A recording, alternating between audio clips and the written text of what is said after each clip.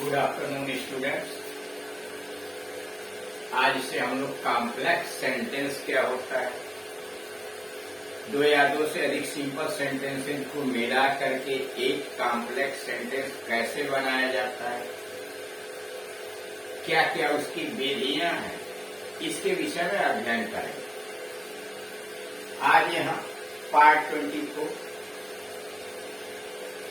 Synthesis में formation of complex sentences bye noun class, यानी noun class के प्रयोग के द्वारा दो या दो से अधिक सिंपल सेंटेंसेस को जोड़कर एक कॉम्प्लेक्स सेंटेंस कैसे बनाएंगे, यह हम सीखने जा रहे हैं। सबसे पहली बात यह है कि आप यह देखते हैं कि नाउन क्लास होता क्या है। नाउन क्लास को जानने से पहले ये देखिए नाउन क्या है, नाउन के काम क्या है। अगर नाउन जो काम करता वही काम कोई उपवाक्य करे, कोई खंड वाक्य करे, कोई क्लाज करे, उसको कहते हैं नाउन। नाउन मुख्य रूप से 5 काम करता है।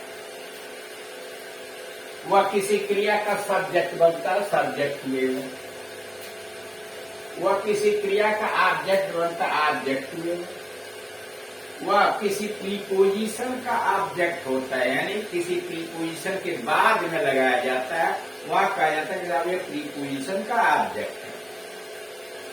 चौथा, कॉम्प्लीमेंट का काम, यानी पूरक का काम। कॉम्प्लीमेंट हुए वह, यानी वह क्रिया जो लिंकिंग वर्ब होती है, जो अपना अर्थ पूरा नहीं करती, उनके अर्थ को पूरा करने के लिए आता है। पांचवा, केस इन एपोजिशन, बदले में, यानी दो नाउन जब एक ही व्यक्ति या वस्तु को संबोधित करते हैं तो उनको आस पास रख दिया जाता है। इस प्रयोग को कहते हैं केस इन एपोजिशन। यहाँ एक नाउन के बदले में किसी पूरा एक उपवाक्य केस इन एपोजिशन में रखा जाता है। यानी अगर ये 5 मुख्य काम कोई क्लाज करता है, कोई उपवाक्य करता है, तो उसको कहते हैं नाउन क्लाज, और उससे जुड़े हुए वाक्य को कहते हैं कॉम्प्लेक्स बाय नाउन। अब जैसे उदाहरण देखिए, सब्जेक्ट हुए वर्ब, नाउन काम क्या करता है, राम ये मोहन देखते हैं। इस वाक्य में देखिए, राम एक व्यक्ति का नाम है। नाउन का मतलब क्या, किसी व्यक्ति, वस्तु, स्थान या पदार्थ के नाम को आप नाउन कहते हैं तो उसको कहते हैं संज्ञा। यानी संज्ञा के अंतर्गत वह किसी नाउन का काम करता है, यानी किसी क्रिया का सब्जेक्ट बनता है, किसी क्रिया का ऑब्जेक्ट बनता है। इस वाक्य में राम सब्जेक्ट है गेव का, मोहन क्या है, गेव का ऑब्जेक्ट है, ए पेन क्या है, गेव का ऑब्जेक्ट।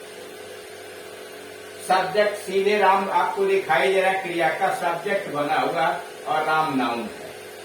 ठीक उसी प्रकार से मोहन जो है क्रिया का ऑब्जेक्ट है,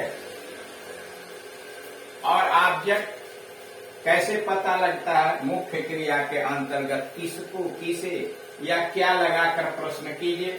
उत्तर में अगर कोई शब्द मिलता है तो वह उस क्रिया का ऑब्जेक्ट कहलाता है, और वह क्रिया ट्रांजिटिव यानी सकारात्मक कहलाती है। इसमें राम ने दिया, किसको दिया, मोहन। क्या दिया, ए पेन, यानी मोहन और ए पेन दोनों गेव के ऑब्जेक्ट हैं। मोहन इनडायरेक्ट ऑब्जेक्ट है, ए पेन डायरेक्ट है।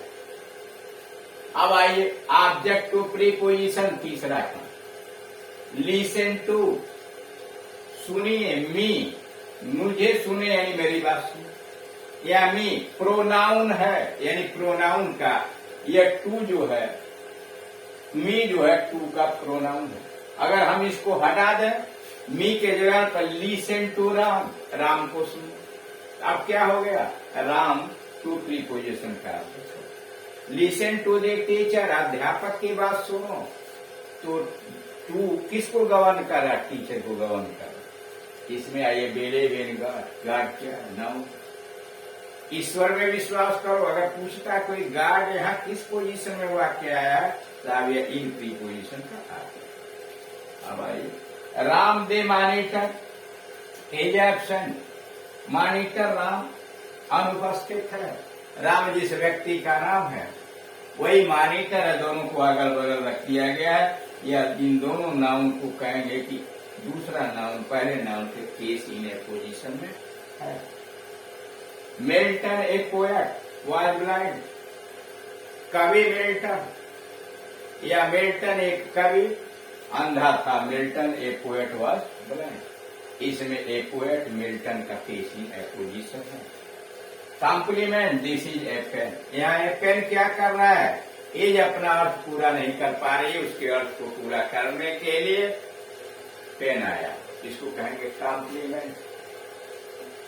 दैट वाज ए स्नेक, वह एक सांप था। यहाँ ए स्नेक क्या आया है, वाज क्रिया का कॉम्प्लीमेंट। इस तरह से आप देख रहे हैं कि नाउन जो है किसी क्रिया का सब्जेक्ट बन सकता है, ऑब्जेक्ट बन सकता है, किसी प्रीपोजिशन का ऑब्जेक्ट हो सकता है, कॉम्प्लीमेंट हो सकता है, किसी प्रीपोजिशन।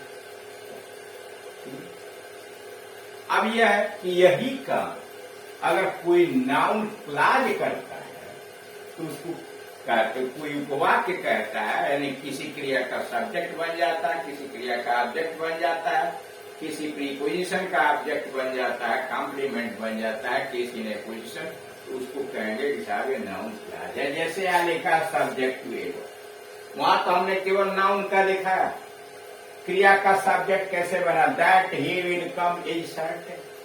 इस वाक्य में एज क्रिया का सब्जेक्ट तो जानते हैं, तो क्या है एज क्रिया का subject, that he will come is certain, यानी ये पूरा उपवाक्य है कि वह आएगा, इसको कहेंगे साहब यह नाउन क्लाज है। दूसरा, what he says is not true, जो वह कहता है सही नहीं है, या इज क्रिया का subject what he says, what he says क्या है, एक क्लाज है, उपवाक्य है, यानी जिसमें कर्ता क्रिया दोनों। Why he went there is not no, वह वहां क्यों गया पता नहीं है, यहाँ क्या है इज क्रिया का subject why he went there, यानी एक उपवाक्य है, इसलिए इसको इन तीनों को नाउन क्लास कहेंगे, इसलिए कि ये तीनों सब्जेक्ट बन के आए हुए हैं। Object to ever, he says वह कहता है that the earth is round. अब सेज में प्रश्न कीजिए, कहता है तो क्या कहता है, क्या के उत्तर में कोई एक शब्द नहीं है, वो that the earth is round की पृथ्वी गोल है। चूंकि ये ऑब्जेक्ट है सेज क्रिया का और ऑब्जेक्ट के स्थान पर नाउन आता है, इसीलिए इसको कहेंगे नाउन क्लास। आई नो, मैं जानता हूँ, दैट ही इज ऑनेस्ट, को ईमानदार, मैं जानता हूँ तो क्या जानता हूँ, क्या के उत्तर में जो आएगा एक शब्द होगा तो नाउन होगा, कई शब्दों का समूह होगा तो वह नाउन फ्रेज होगा, लेकिन उसमें सब्जेक्ट प्रेडिकेट न हो। लेकिन अगर ऐसा कोई शब्दों का समूह है जिसमें कर्ता क्रिया दोनों है तो उसको कहेंगे नाउन क्लाज है। I know that he is honest, जानता हूं तो क्या जानता हूं कि वह ईमानदार है। टेल मी, मुझे बताओ, हाउ यू गॉट इट, तुमने इसे कैसे प्राप्त किया, तो बताओ, तो क्या बताओ, how you got it, how. अब देखिए, how you got it, that he is honest, that the earth is round, यह ऑब्जेक्ट के रूप में क्रिया के प्रयोग किए गए हैं, इसलिए नाउन क्लास कहेंगे। आफ्टर ए प्रीपोजिशन, यानी object to a preposition, listen, सुनो, टू व्हाट आई से, जो मैं कहता हूं, इस टू प्रीपोजिशन के द्वारा यह उपवाक्य गवर्न है, व्हाट आई से। आई डू नॉट बिलीव, मैं विश्वास नहीं करता, इन व्हाट यू से, जो तुम कहते हो उसमें विश्वास नहीं करता हूं, या इन गवर्न कर रहा है व्हाट यू से। हिज फ्यूचर डिपेंड्स ऑन, उसका भविष्य निर्भर है किस पर, व्हाट यू डू, जो तुम करते हो। अब यहां देखें कि जो आया हुआ on what you do, in what you से, एड टू व्हाट आई से, ये तीनों जो है इन प्रीपोजिशन के ऑब्जेक्ट के रूप में आए हुए। Number 4, case in a position to a noun या प्रोनाउन, किसी नाउन या प्रोनाउन के बदले में। देरेवर, अफवाह, अफवाह है क्या, that he has dead to a murder, that he है, ये दैट जो सूचना दे रहा वही तो अफवाह है ना, यानी यह इसके बदले में आया है। इज अनट्रू, सही नहीं। इट इज करेक्ट, सही है। क्या सही है? दैट ही इज गिल्टी, वो अपराधी है। रिमेम्बर, याद रखो, दी फैक्ट, कौन सा fact? That he will not help you, या दी फैक्ट के लिए that he will not help you आया हुआ, यानी इसको कहेंगे किसी ने कोई। अब आइए कॉम्प्लीमेंट में, माई बिलीव इज दैट। अब ये क्रिया अर्थ पूरा नहीं कर पा रही है, उसके अर्थ को पूरा करने के लिए रखा गया that he will not pass, वह पास नहीं होगा।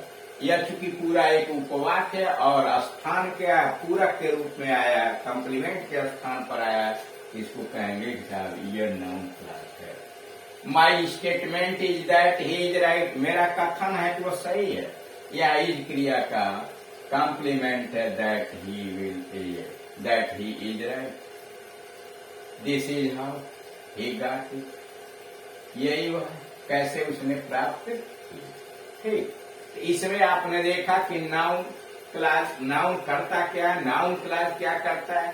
अब इन्हीं कार्यों के माध्यम से हम दो या दो नाउन यानी सिंपल सेंटेंसेस को नाउन क्लास के द्वारा जोड़कर एक कॉम्प्लेक्स सेंटेंस बनाएंगे।